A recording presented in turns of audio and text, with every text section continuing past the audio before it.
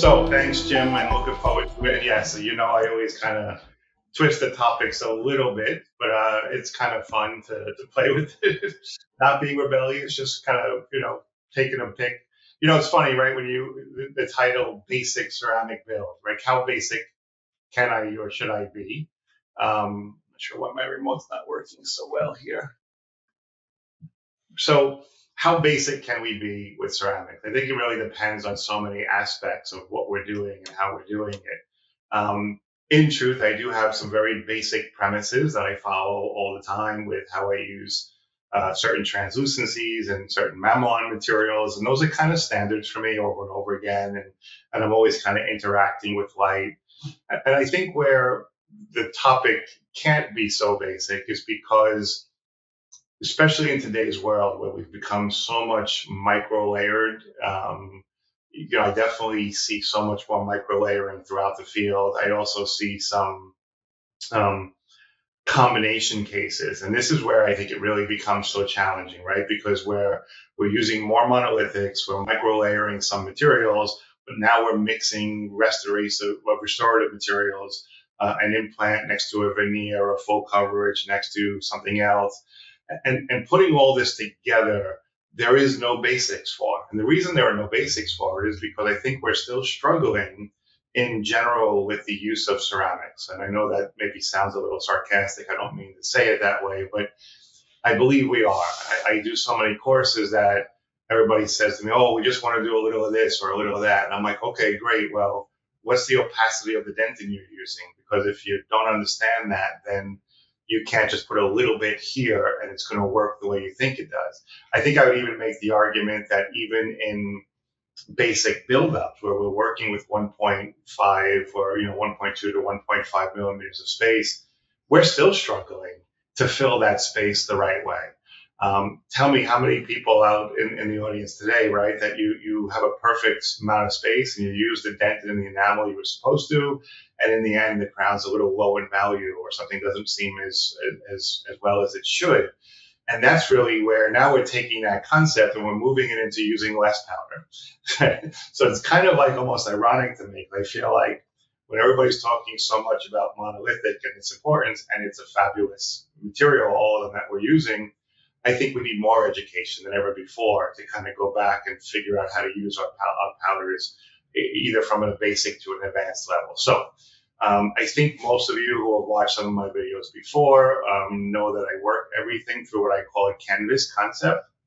And the canvas concept is kind of simply where I break the tooth into three areas. Basically, the cervical area, which is where you always see the most chroma in a tooth. The middle third, which is really where you get the most value, or we should say it as light reflection from the tooth.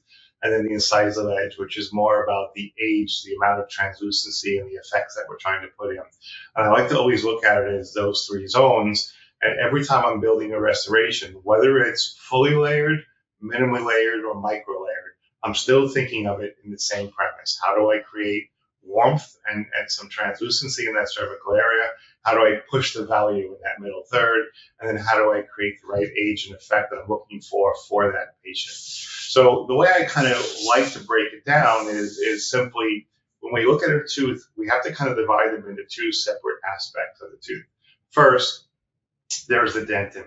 And the dentin does so much for us. Now, in monolithic world, your monolithic kind of is your dentin. So this is where it becomes a little bit more challenging for us because to get all the things that dentin normally gives us in nature and in ceramics, it's very difficult to get that in a monolithic material. So for one, the dentin gives us the most amount of the color aspect. It also gives us opacity, which is really important for us. It helps to create some of the lobes and the mamelon shapes that we see. And in the dentin, my biggest pet peeve is the fluorescence. That's where we get most of the fluorescence from. So when we go straight to micro-layered or monolithic, we are losing in some of those areas, and we have to try to compensate for that in the second layer aspect. And that second layer aspect is really the enamel. The enamel provides a different variable for us. In the enamels, we're normally going to see that the enamel basically gives us the form or the shape of the tooth that we're working on. So the true form is coming from the enamel. It's also going to give us the surface topography. So all the little tiny deep details that we see, the texture, the lobes, all those little things where light reflects and absorbs is all in the enamel layer. It filters the dentin, and this is kind of maybe difficult to explain sometimes, but I really perceive enamel more as a filtration system than I do as a translucent system. In other words, when I have that dentin that we talked about, the color and the opacity and the lobes and the fluorescence, what my enamel is really going to do for me is it's going to filter the light into that dentin by either having enough opacity in the enamel to reflect some of the light or enough translucency in the enamel to allow some of the light in. So I really want to think through that enamel selection. And then the other two things that it has for us is the halo effect and the opalescence. Now, opalescence is a whole other topic and challenge that I'm not going to get into in a webinar, but I would just say that true opalescence doesn't really exist as well as we'd like it to in enamels. It's kind of there in how we manufacture the enamel, but it's a little fragmented sometimes. So it's not always the closest to nature, and we have to kind of trick the enamels and use different enamels to make that really work for us. So the goal of all of this is to control the light in and out of the restoration. I want light to be able to be absorbed and create that chroma and that effect in the cervical. I want light to be reflective in the middle third area, where I want the most brightness and value, and then I want light to be absorbed and reflected in the incisal edge area, where I want the age and the effect and the Mam1 look that we're trying to create for the tooth that we're working with. So I think no matter how much detail we're going to go into ceramics, everything for me starts with the face. So face is still the most important. Face, white, and pink. I think you guys have seen me mention a billion times that I want to see what the face looks like. Where does the white belong in the face? And then where does the white and pink harmonize together? So I always start the same way. And as I break through the face, we're going to do all the basic things that we normally do, right? I'll take the basic shades. What's the value of the tooth that we're looking for? I think you see a 1M1 guy there. So I think most of you know, but in case you don't, I'm a big fan of the 1M1 guide. Probably 90-something% of the cases that I show, I've actually built in a 1M1. The only thing I've really done differently is I've either increased value or I've decreased value by making my enamel or my filtration a little more absorptive, right? So in the end, I'm kind of sticking with that 1M1-ish color, but I'm either making it higher in value or lower in value to reflect and absorb, depending on the shade or the coloration that I'm looking for. So in this case, we took our basic shades. I won't go through the entire case, but you get the idea. We provisionalized the patient. She was obviously very unhappy with the front 4 teeth. The provisionalization worked well, right? So I'm going back to the face, look at the incisal edge position, make sure I like that, and then I'll start to work the case. So this was a refractory case. Yes, I still do refractory veneers. I had a big call for them. We get a lot of phone calls for refractory veneers, and I still kind of choose that as my ultimate restoration. It doesn't mean I don't do lithium disilicate veneers. I do, but I definitely layer them. And in zirconia, I'm not doing that many anterior monolithics. I'm mostly either micro layering or fully layering at least the facial aspect of my zirconia restoration. So that's kind of the plan that I follow. But in a feldspathic veneer, I still feel we can get kind of the best amount of useful information in the shortest period of time, which is kind of nice, or the shortest amount of space, I should say. So when I start my refractory, usually I would do something called a wash bake or something. And in my wash bake, I always want to make sure that I'm utilizing some of the important aspects of the wash. So what do I mean by that? I have to fill some space, right? So if you look at what you see here, I have spaces to fill. And at the same time, maybe I want to lengthen through the restoration. So as I'm lengthening through my restorations, I need to have more opacity in my final restorations. So I need something with more opacity, like effect chromas. You guys know them as opacious dentins, chroma plus materials, things that just have more opacity to them to help me fill that space. And again, this is where your knowledge of ceramics becomes so important for you to understand when to use more opacity and when to use less opacity. And then from there, once I kind of get that wash bake going, everything becomes about exactly what we just talked about in the canvas bake. So what is my canvas bake going to be? I want chroma in the cervical third. You'll see here that I'm using a chroma powder. Now, I wasn't specific with the powders on purpose, right? Because let's say I'm building an A1 or a 1M1. Well, then obviously I need a powder that's going to have much more chroma effect to it. So would I go to the 1M2 or would I go to a 2M or a 2R? Probably. I would really want to increase that chroma because I want my powder to do the work for me. I don't want it to come back and put stains on it later on. Same when I get to the middle third of the tooth. So in this middle third, excuse me, in this middle third area, you'll notice these little patches of powder that are right here. And my friend in Germany always jokes and says whenever I teach a course that he wants to make sure I have the bleaching powders. Well, it's a running joke, but in truth, I am using bleaching powders, and I'm not using them for bleaching teeth. I'm using bleaching powders to shift values. So for me, if I want to get a real contrast between the cervical chroma here and then the value in this area, the best way to do that is through my powder. I can actually increase the value by using a brighter or whiter material here, and I can increase the chroma by using something that was more effect or so forth. You can go in, I'm sorry. Oh, sorry. Sorry, there were some people that came to the door. So again, if I'm looking for a 1M1-ish shade, right, then I'm going to want to maybe use something with a lot more chroma. If I'm in the 1M1 shade, I might use an OM3 or an OM2 to really increase that value there. So all I'm really looking to do is create contrast and manipulate light the way I want to. And then when I get to that incisal edge or that effect area, then all I'm trying to do is start to create some translucency around. And I'm going to follow that pattern kind of over and over again, right? So even if I start to go to more translucent materials in my bake, I might have used a base dentin and maybe a translucent dentin or a dentin mixed with an enamel. And whatever I'm doing, I'm kind of following the same scale where I'm using more chroma, more value. Always kind of the same process. And then I create this canvas, and I'm just going to take that canvas and surround it with my translucency. And how much translucency do I want? Do I want something like a water drop in the Lumix kit or an EE9 in the VM9 kit, or whatever your blue material is that you use, your blue translucent?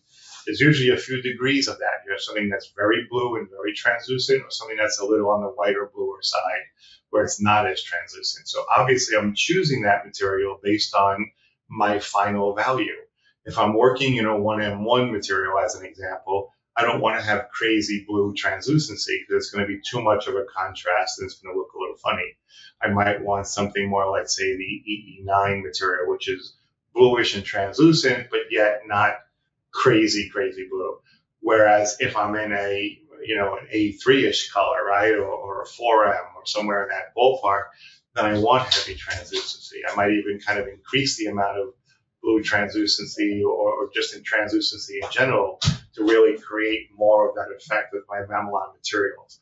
And then once I've created that frame, then I'm going to kind of come back and work through my mamelon materials. So you'll notice here that I have a few different mamelon materials here. And again, which ones am I using? It depends on the case. In whiter, brighter cases where I'm staying in that OM3 and 1M1 family, or that I'm really trying to kind of keep to the mamelon one or even effect chroma ones where I'm really staying in a whiter material. If I'm in a more aged tooth where I'm working in the 2s and 3s, 3Ms and 2Ms and 4Ms, well, then I'm going to increase that mamelon color and make it more in the warmer color effect, maybe a little bit more peachish or a little bit more yellow. So you really have the ability to kind of pick through that based on what your final goal should be in your build-up process. Okay, so I'm going to build from there. And then once I have my mamelons and everything kind of done, these are just contrasting materials. And really what the goal is for me at that point is to let the mamelon materials dictate where the light will come. This is kind of one of my favorite photos that I use, and I see a lot of people using this photo now today, so it's kind of cool, where you'll notice the translucency on the side. You'll notice where the mamelons kind of come up and down, and you'll actually even notice where some of them get thinner in some areas. That allows me to control some of the light from the front, meaning that the mamelons are masking what that translucent wall was creating for me. And really that area is just this little area right here that you see in between the enamel and the dentin there, which is a really important area to work in, even in micro-layered restorations, right? Let's pretend this is only a micro restoration. Well, then all I'm really going to probably use is this material here and my enamel layer, right? That's the only material I have to work with. So I have to really be clever and educated in how I pick this material and how much space I have. And then I have to even be more thoughtful in what enamel I'm going to use to either filter or allow the light into that substructure of dentin or monolithic material, which either one that I'm going to use. So again, those zones stay the same for me. They're really important. Chroma, value, and transition all the time. That doesn't really change for me. There will be an exception where you'll see a tooth that has, different areas of chroma in the middle third, of course. But in general, when working through teeth, that's the same process over and over again. And then at this point, usually when I'm finalizing my bake is really where I utilize some of those opal materials. I said there isn't really true opals in dentistry. We have opal powders, but they don't interact as well as true opals in nature do. So we have to kind of be a little more cautious with them. And I usually like to do those more in my second bake, or if I'm doing one bake, I'll put them in at that same time. I do find that with opal materials, if you try to use them very much in the beginning, by the time you've done 2 or 3 fires, if you're a 2 or 3 fire person, you've lost the ability of it to be opal because the particle sizes break down a little bit. So for me, I try to keep my opals in the 1 bake scenario, or if I'm doing 2 bakes, then I'll do my opals usually in the second bake, where I get a little bit more out of them that way, I feel like, in the final result. And then I'll start to cover everything over with my enamels. Again, I'm filtering my system here to kind of figure out how much light I want to let in, how much reflection I want to create in that enamel. So this filtration system is something that we could dive into a little bit more. The filtration really means that if I'm using a whiter enamel, as light hits the enamel, more of it reflects from the surface. If I'm using more of a translucent enamel, more of the light penetrates through the translucency and now is going to be reflective from what's behind it. And that's going to be your dentin, your mamelons, or your monolithic material. So I want you to kind of stay in that train of thought as you're working through. Think about how the light interacts and think about it from a common sense point of view. I want to raise the value in this area. We'll use a whiter, brighter enamel. I want to lower the value in this area, use more translucent or something with a grayish hue or a violety hue, something where I could drop the value down to the enamels. Okay. I think Jim and I were talking before the webinar. So we do have a course on the West Coast. I think it's September. We didn't lock the date in yet. And we're going to do a 2-day course where I'll really break through all of this and kind of do a good hands-on version and cover every aspect. So I'm looking forward to that one in the new VITA seminar room out in Cali. So that'll be in September, I think. I'm pretty sure. We'll check that. Anyway, after I finalize, so notice the final effects here. Everything is kind of the way I wanted it to be. I got more chrome, and you can kind of see it on the die itself, right? You can see that there's more chroma cervically and proximally. You can see the brightness and the value in this area, and you can see the effects that I built. I'm just going to go back a slide or two just to show you, because I wanted to kind of make sure you catch that process. Look at the mamelons that are here, right? You see how they're in and out and where they're thicker.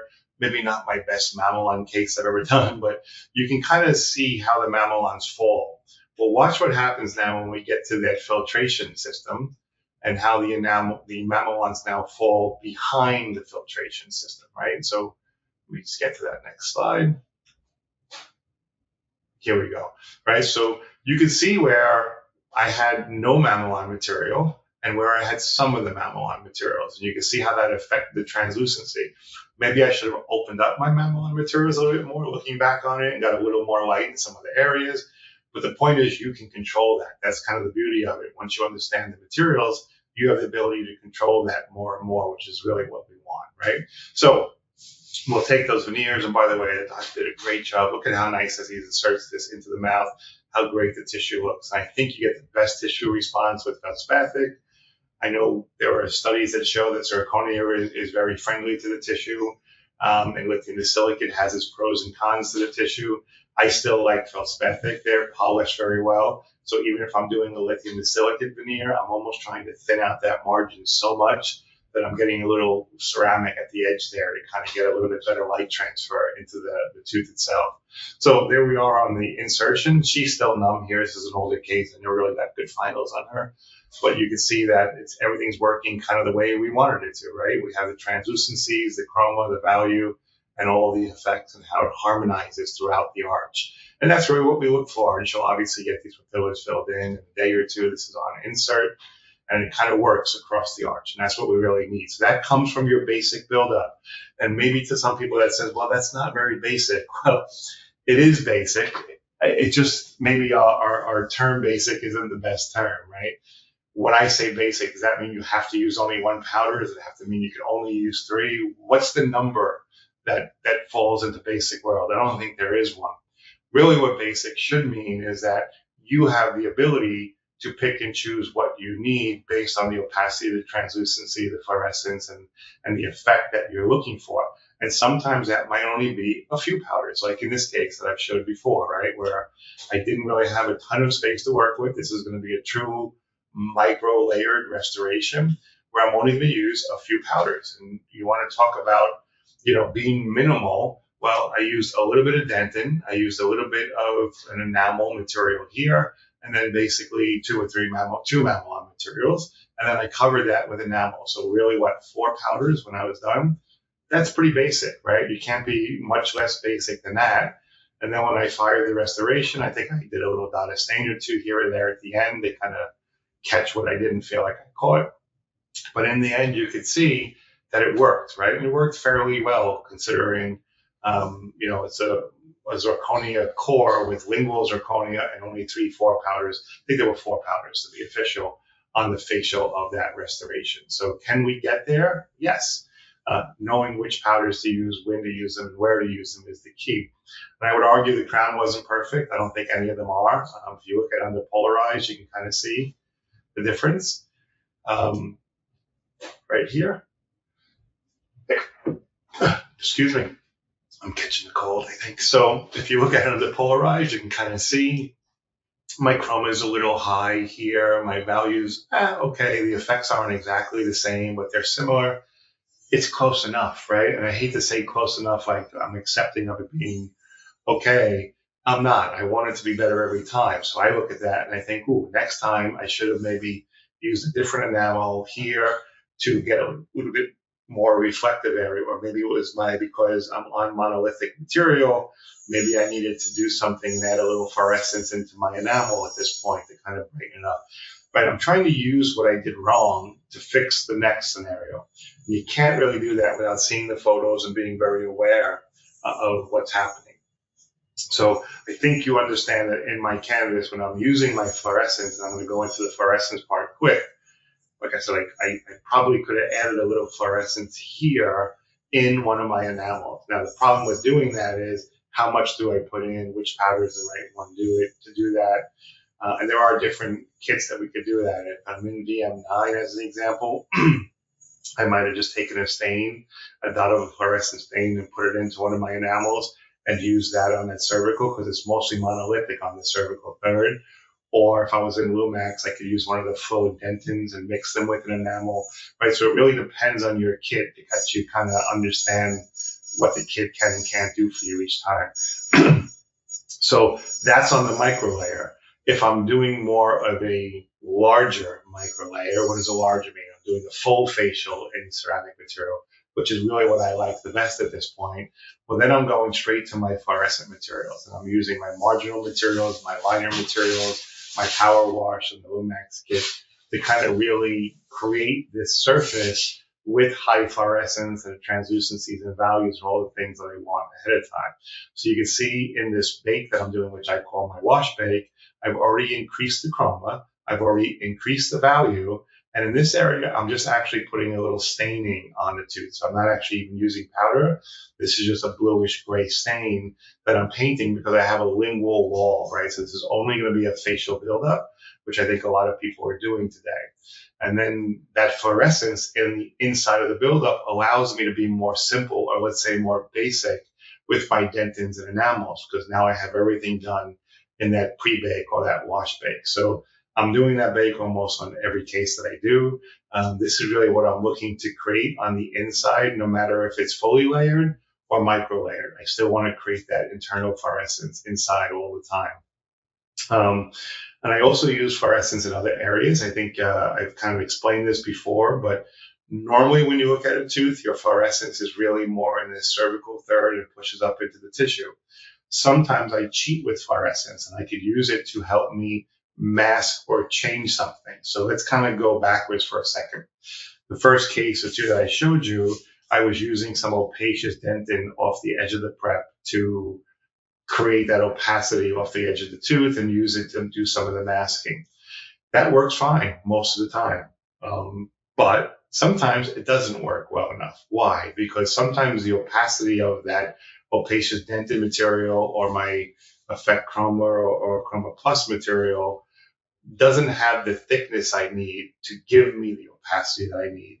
So sometimes I have to either increase the amount of chroma or opacity in it by mixing materials, or I cheat and I use something with fluorescence in it, because fluorescent acts like a different medium for light. It actually pushes light quite differently. So in this case, this was actually the first case I ever did with the Lumex material. I went straight to the flow dentins. And the flow dentins, I was going to use, instead of using my opacity here, I was going to use it in this area, right off the top of the tooth. But realized I had a lot of tooth to work with. So it's really important that you understand the opacities of the materials you're working with. So I put this chart into the lecture just so you can kind of get an idea.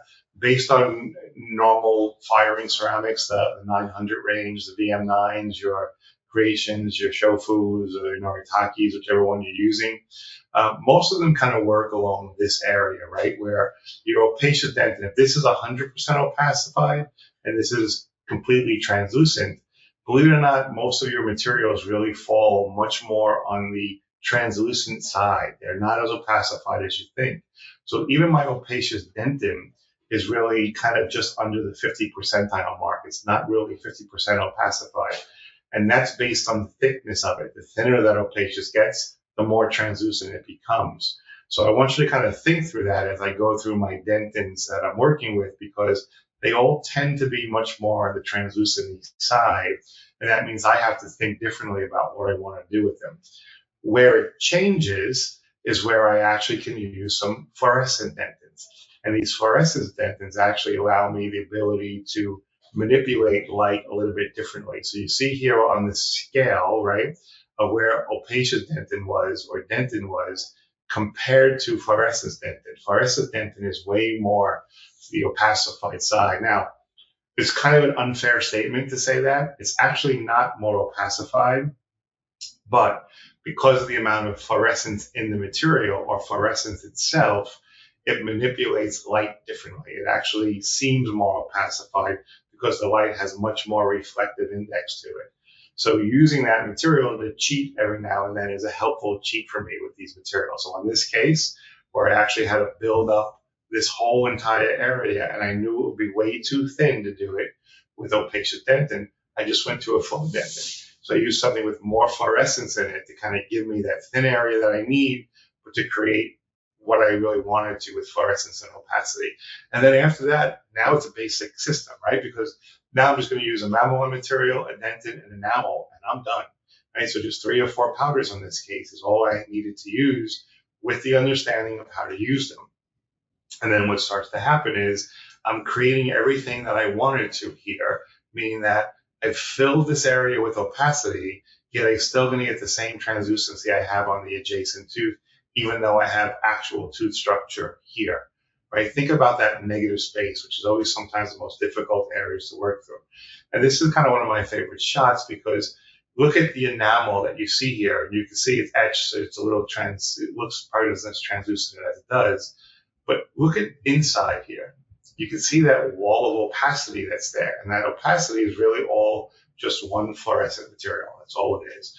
So I'm utilizing that. We'll place that in the patient's mouth and we'll bond that in. And Dr. Mike will polish in those margins for me so they're nice and clean and smooth.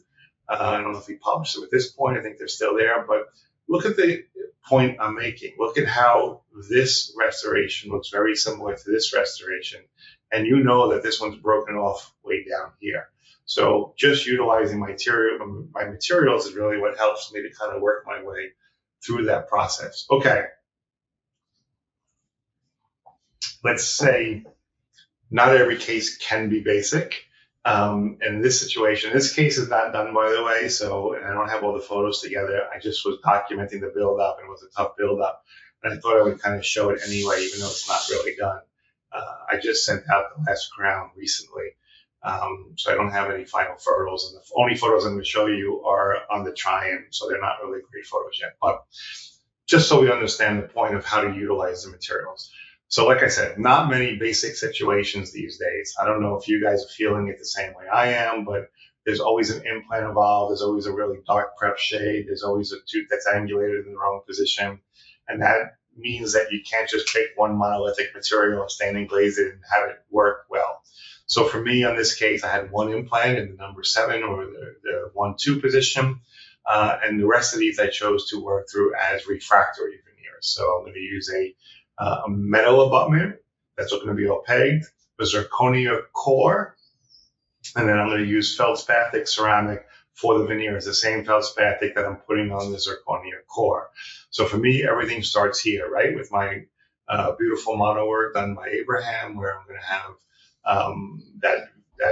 that refractory die that can slip in and out and fits great and looks great, and it's really a pleasure to work on those models. And by the way, he takes 2 days with them, right? They're not a fast turnaround. So I know we're getting here digitally. We're actually getting to the point where I think we actually have some digital refractory material that we'll be milling soon. And so we'll be printing our model, and then we could mill the die at the same time.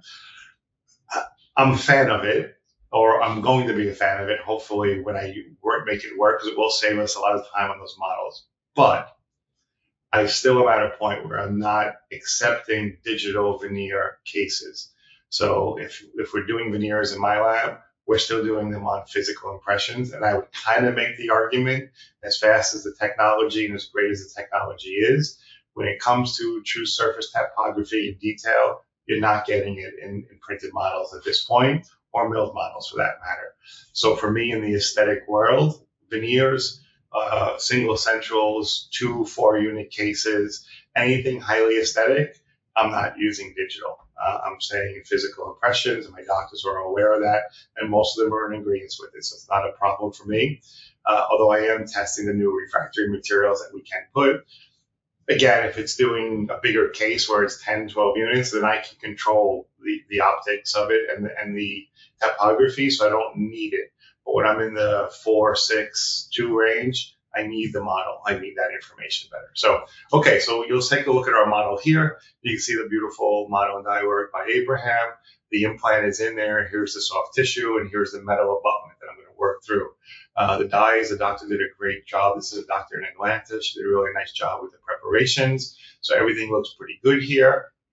And I'm going to do everything like I normally do, except because the teeth are veneered, they're minimally prepped. They're going to have their own fluorescence. My zirconia coping is not. So I'm going to treat my zirconia coping just like I normally would. I'm going to use some marginal material or shoulder material here to create my chroma and my value up and down the line angles.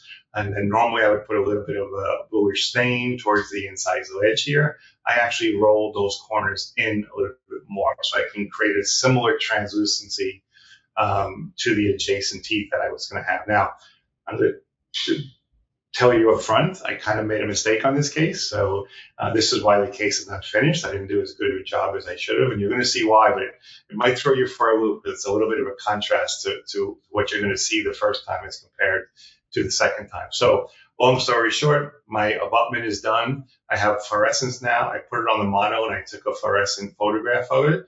If you notice fluorescence on my dies, I didn't really put fluorescence on my dies. It's actually the wash material that I use that I guess has a little fluorescence in it. I don't really need fluorescence on a veneer unless I'm in lithium disilicate. Why? Because the veneer, the tooth has its own fluorescence. So I'm using usually more translucence by the cerebral to get that fluorescence. When you're in lithium disilicate, the thicker it is, you lose that fluorescence, which is why I'd rather kind of layer that lithium disilicate. So I'll start with my buildup, same buildup as usual, right? I have one full coverage crown that I'm gonna have to spend a little bit more time building, more opacious dentins, more effect chromas, more opacity, build that out to be in the same plane as what I have here in the adjacent teeth. But once I have that, then I'm just gonna start with my normal opacious materials to extend the tip of my veneers a little bit. And again, exactly the same thing as did before. I want more chroma in the cervical, more value in the middle third, and I'm going to break into that enamel effect, that bluish strands around the outside, and then some mamelon materials here in the center of the tooth, just like I normally would in every other case that I've done. So yeah, I'm not changing the concept. I'm only changing the powder I'm using based on the space. I had more space, I needed different powders. I have less space, I just need the right powders, and I can only use 2, 3, or 4 of them with these micro buildups today where I can still get all the effects that I need. So you're looking at now that buildup with my chroma, my value, and my mamelon materials. And you'll notice whether it's the implant crown or the veneers, the buildup looks very much the same at this point. And hopefully if I did my job right, I built the value inside that implant restoration properly. My goal was to pick up that value. This way, when I layered all the things that I'm going to layer, just like the other teeth, it had the same value and effect. Did I do it right? Let's see. So I'll go to my opal materials here because I'm doing this pretty much now in one bake. So I'm using my opals around those line angles and maybe a dot of opal here and there sometimes just to create a little bit more effect. And then I'll start to layer my enamels, right? And my enamels, I'm going to usually use at least 2, sometimes 3 enamels. One might have more chroma, one might have more value, and these might mix into a few different ones, more opacity, more translucency, more brightness, more chroma, right? Depending on what I want that to do. And then we'll finalize that. We'll bake that and I'll start to clean them up. So at this point, I'm just checking my form and contour, which is a webinar on its own, which I think we've done one on already. And then I'm checking my emergence profile. Now, here's where I kind of made a little bit of a mistake. I was trying to push this gingiva up a little bit more to match the contralateral side.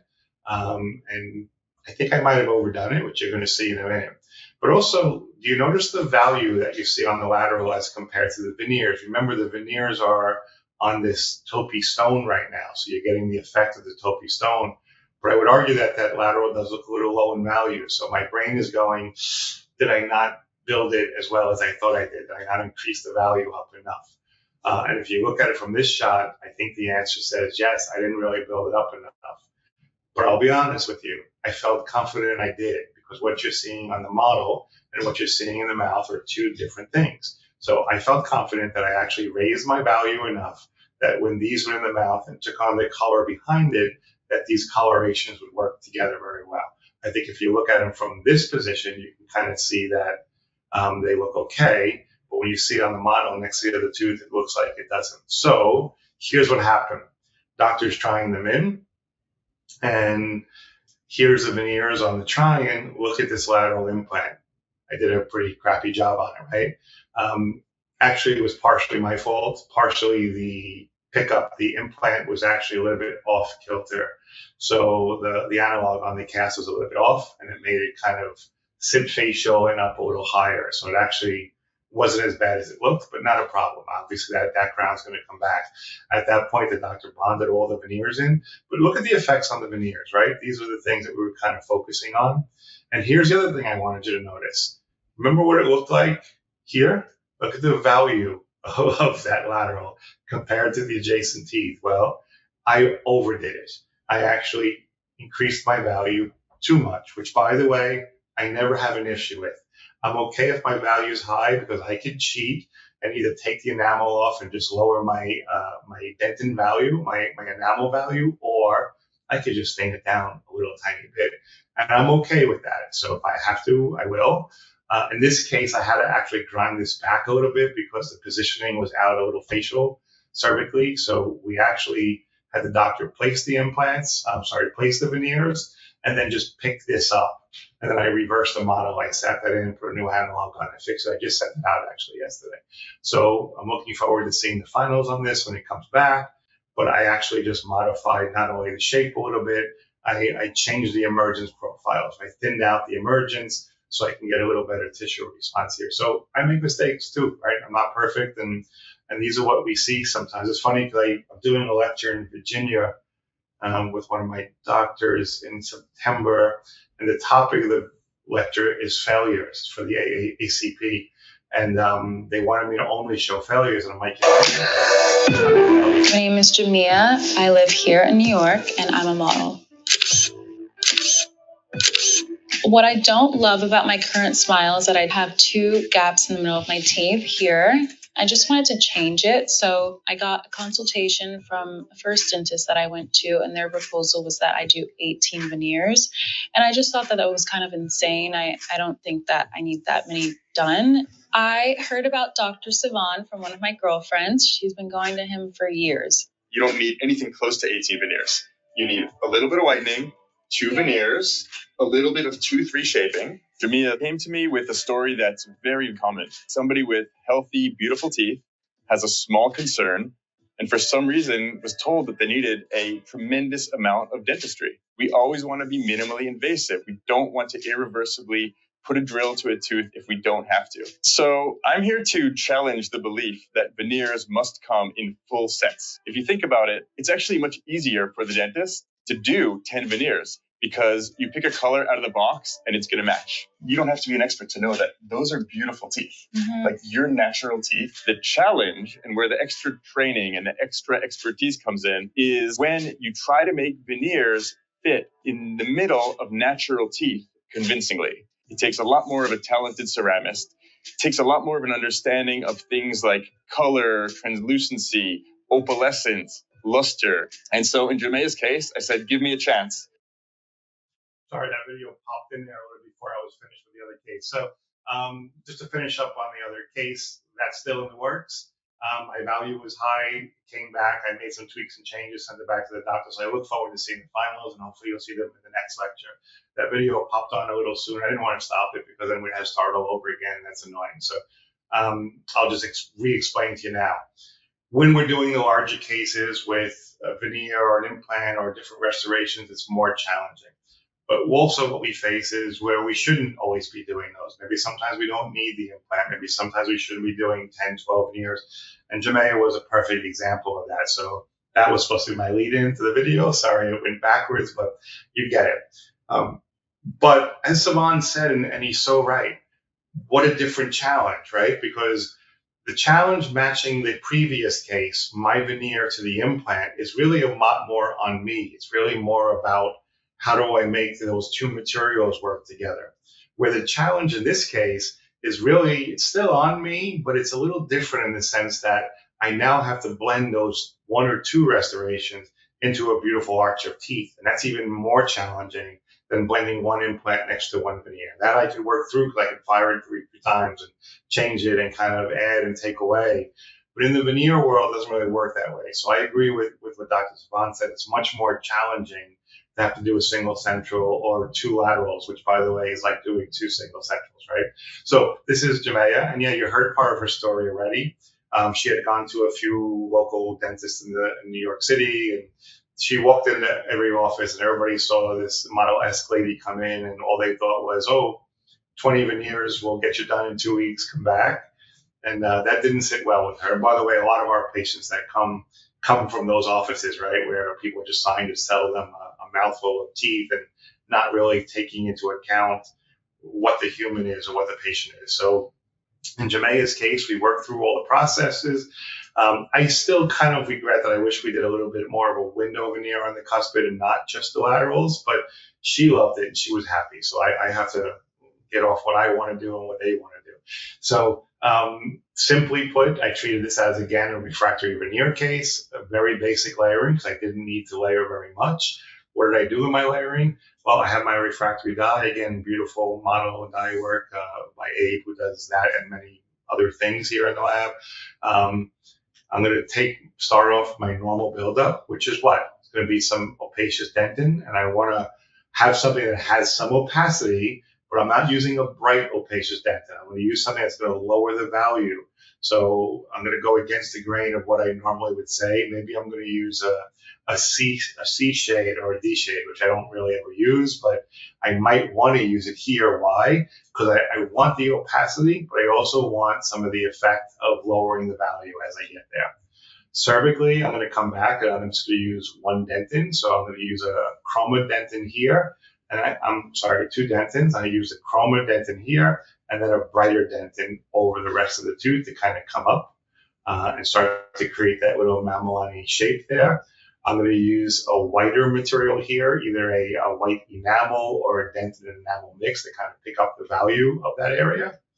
And then I'll start to surround that with my enamels, my translucencies. But again, not a ton of material here. I think if I used 6 powders, it was a lot, not a ton of powders to keep it very simple. And her teeth were simple. They're beautiful teeth, but they were kind of simple, right? So in the end, I finalized the restoration, just gave her a little contact. You can see all the effects, the things that we talked about, the chroma, the value, the line angles, the surface topography.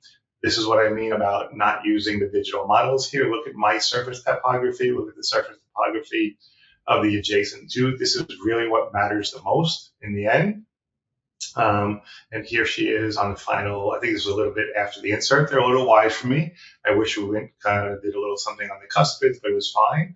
And I'll let her kind of explain the end here herself. Let's see, I cut the video in half so you can see the other half. You don't have to be an expert to know that those are beautiful teeth. Like your natural teeth. The challenge and where the extra training and the extra expertise comes in is when you try to make veneers fit in the middle of natural teeth convincingly. It takes a lot more of a talented ceramist. It takes a lot more of an understanding of things like color, translucency, opalescence, luster. And so in Jamea's case, I said, give me a chance. Let's see if we can make this happen for you. I want people to see you and just be like, wow, you have really nice teeth. Yeah. Not like nice veneers. Yes, exactly. That's the goal. We have the team, we have the training, we have the expertise, we have the confidence here to do this for her. Do just 2 veneers and then slightly reshape her front 2 teeth. So that's my plan. Very on board and so excited.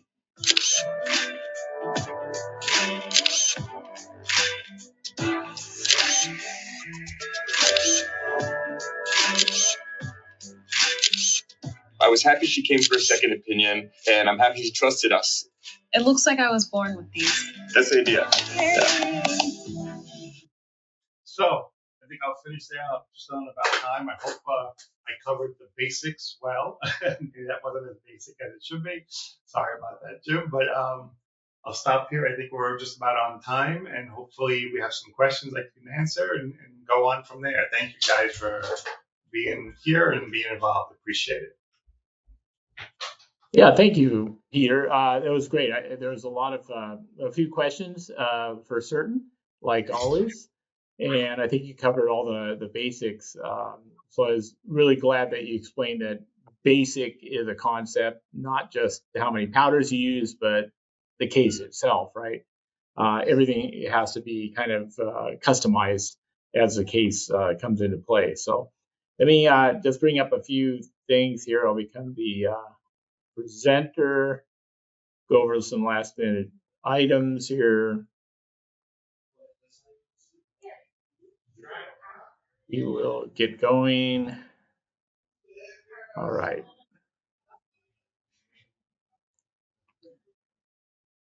All right, so the website itself, the webinar, it's been going to be posted there on the VITA North America YouTube channel, so you can revisit it.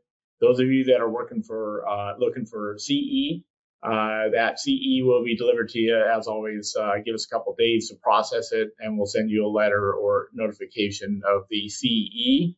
Again, visit us on the VITA North America website and the North America YouTube channel, and we can get you going on other webinars that Peter has done over the last few years. We probably at this point we've got several hundred videos of webinars, so please visit us for that. If you need to contact your local rep, here's a list of all of our reps, current reps today, so please do so. We have future webinars with Peter and others, so please visit us again in the future. We've got webinars scheduled out all the way to the end of the year. So there's plenty of time, plenty of different subject matters, topics, products, and so forth that we'll be going over. If you are interested in a certain topic for later this year or maybe next year that you'd like to see Peter do, please get a hold of us and give us your suggestions. We're happy to bring to you what is most interesting for you, not necessarily for what we think we want to deliver, but really what interests you have and so forth. And I know, Peter, you're working also in the digital world as well, traditional digital, which is fantastic. And I think also you're doing some digital, starting to do some digital denture, kind of playing around with that nowadays as well. Yeah, I think, we have obviously the team in-house that you guys have is doing way more than I'm doing with it. I've seen some great stuff. But yes, we're playing and touching and trying to get a feel for where we're going for sure. All right, fantastic. So a couple questions. So on your canvas, do you use a wash material? Some of these questions you've already answered throughout your presentation, but do you use a wash material? And if so, are you concerned with fluorescence and shade, or is it just the color?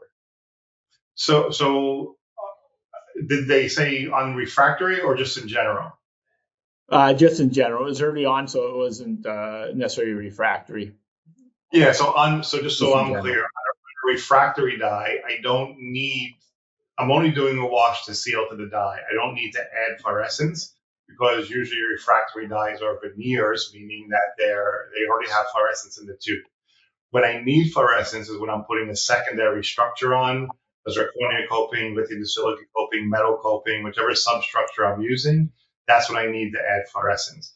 And I've kind of retermed the word wash bake because it's funny, as I travel around, I can't tell you how many courses I've done where I say, I have a group of 20, 30 people and I'm like, what do you guys do for a wash bake? And every hand that raises has a different scenario of how they do a wash bake. Who does, they fire dentin higher, who uses this material, who uses that material. And I get kind of confused and I'm like, where did this concept come from that we haven't harnessed? So for me, a wash bake is very specific. If I'm doing a wash bake on a coping, its only purpose is to give me a canvas, give me chroma, give me value, and lower my value towards the incisal edge, and to fill that space with those three things, chroma, value, and translucency. So I'm really using my wash bake to do more, which means I'm building my wash bake. I'm not just painting something on and then layering over the top of it. So kind of a parallel question on the case that you did with the patient with the diastemas on veneers. The question kind of is like, if you have to block out the underlying prep color for the prescription wanting a more brighter shade, do you do that? Do you have the doctor do anything, treat the tooth with? Yeah. How do you approach that?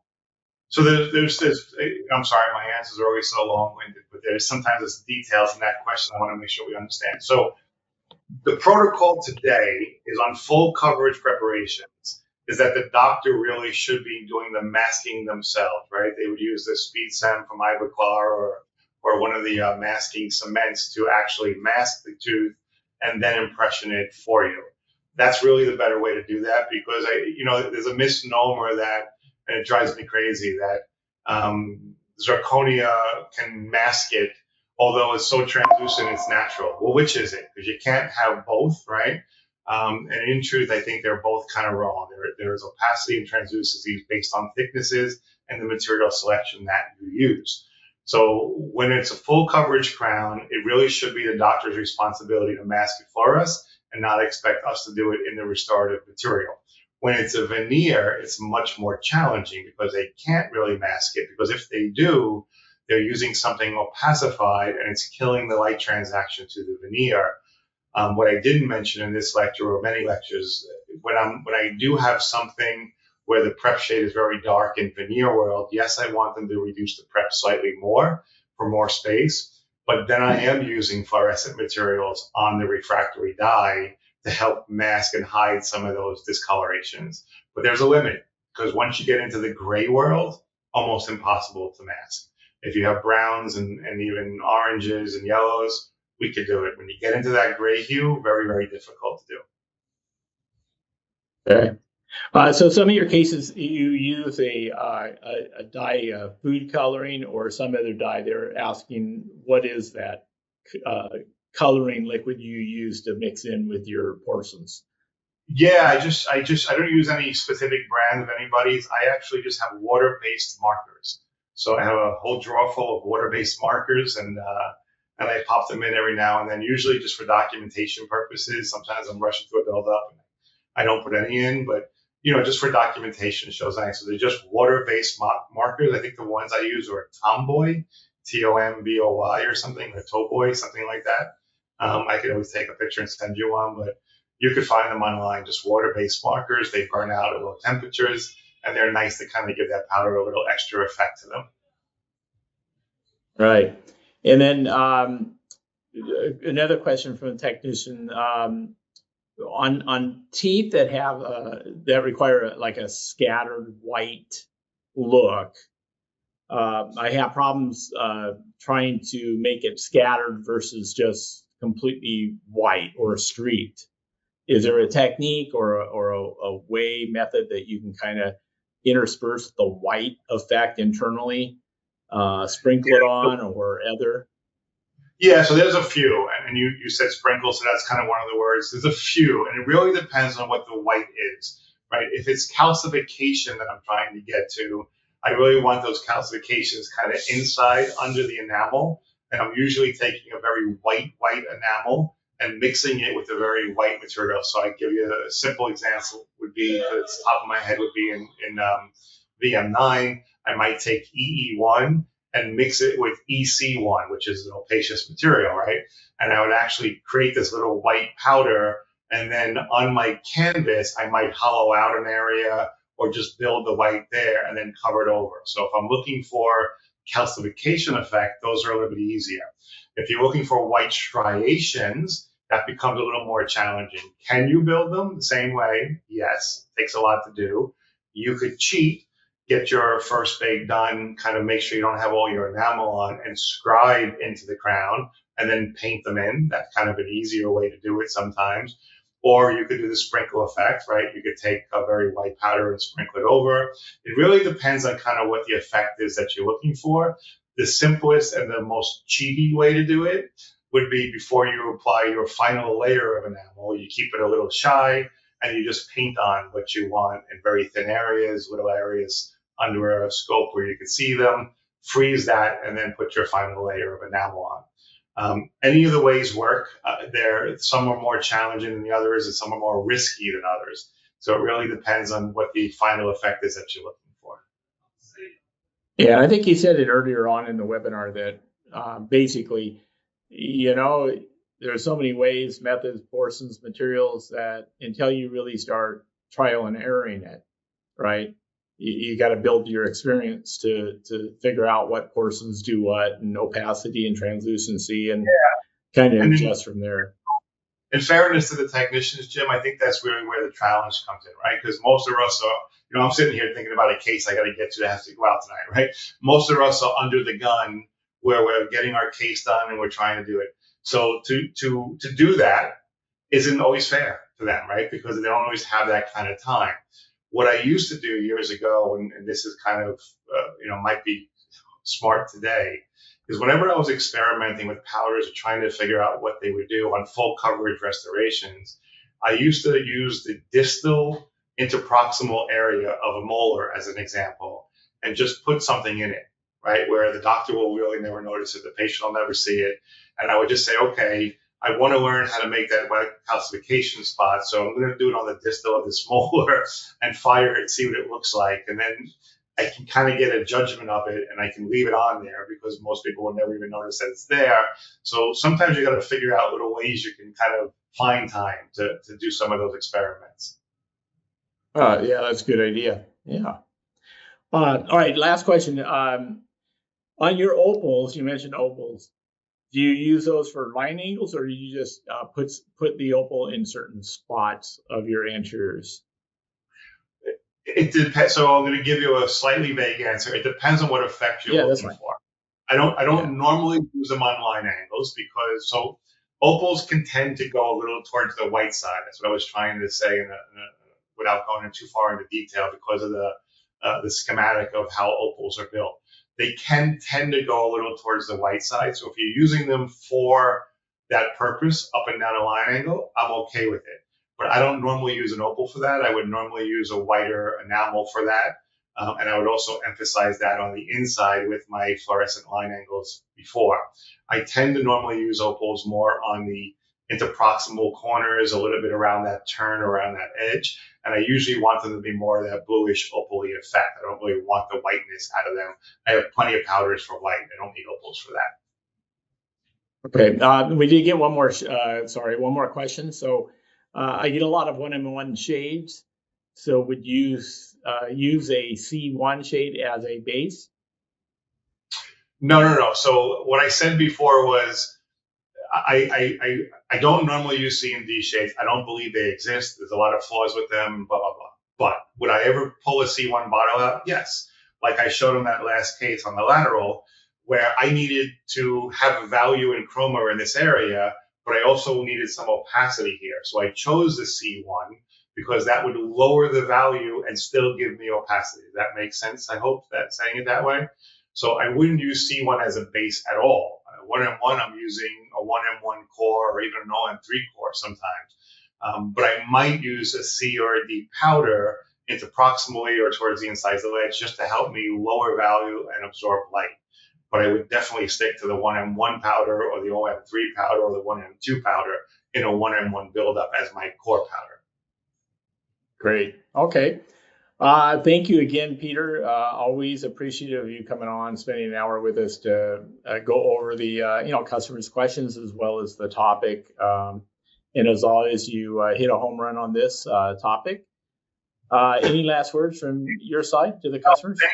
Thank you. I appreciate your nice words, and it's always fun and a challenge. And hopefully, I'll try to keep finding new ways to get to where we're going. I have a lot of new cases that I'm kind of organizing now, so hopefully I'll have them in the next few webinars. But the only thing I want to end with is I'm looking forward to our opening of the new VITA headquarters in Cali. So let's get that date locked down and hope you guys come out and spend a few days with us. I think we'll try to make it a 2-day course because those 1-day courses, not enough information. So it'll be a great course, and that's the one I'm looking forward to right now. You got it. And for those of you that are attending, we do have a new facility here in Brea, California. We recently moved the company not too far from the old place in Yorba Linda, but we got a new training facility. We will, as soon as we get together the date with Peter locked in, we'll push that out through the marketing, through the VITA website and so forth, and give you a time to sign up, and hope you have an opportunity to attend here in California. So Peter, thank you again very much. Really, it's great having you all the time. Wealth of knowledge, and a lot of people, they learn a lot from you, and I'm appreciative of you taking the time.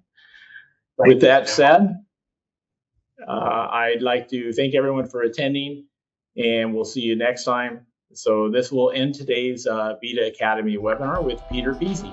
Thank you for attending.